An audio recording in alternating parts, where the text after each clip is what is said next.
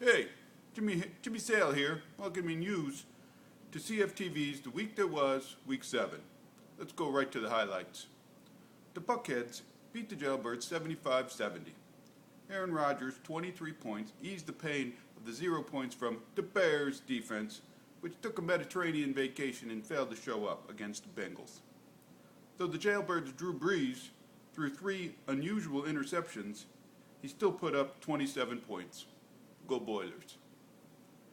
The once hapless Goat Ropers have now put together a 2-game winning streak behind trade bait Peyton Manning's 20-point performance, beating the Great Scots 69-64.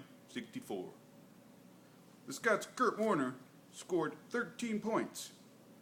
The win put the Goats even with the Incredibles in two-back of the Army in the Crunch Football Eastern Division. Speaking of the Army and the Incredibles, both were losers last week. First, the Army got shot up by the Dolts, 132-105. The Dolts had 2 players score 20 points and 2 more that scored 27 points. The Army score was the 3rd highest of the week, but still not enough. Secondly, the Incredibles were Incredidulls in their loss to the Bonner Blitz 68-61. It seemed they could only beat teams in their own division, like the Army and the Goat Ropers. Trust me, there were no highlights in this matchup. But as bad as those 2 team scores were, it got worse.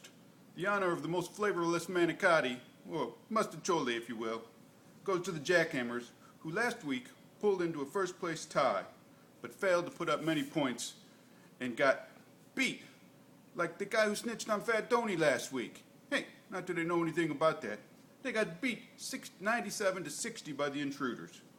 The Intruders' latest free agent signing, Austin Miles, paid off like a sure thing, racking up 29 points in his debut. And finally, after getting their first win last week, the Shroud Squad returned to their losing ways, falling to the Rooks 107-91. That'll happen when your defense outscores your cement shoes offense. Come on. Rivers, Grant, and D'Angelo, the Sicilian, Williams, and Ocho Cinco combined for 89 points. These guys are so good, they should be on the Dolts roster. Well, that's it for this week. My pal Sly will be back next week. This is Sal. I'll see yous next week when we break down the highlights and the lowlifes at the halfway point of the crunch season. Until then, this is Jimmy Sale.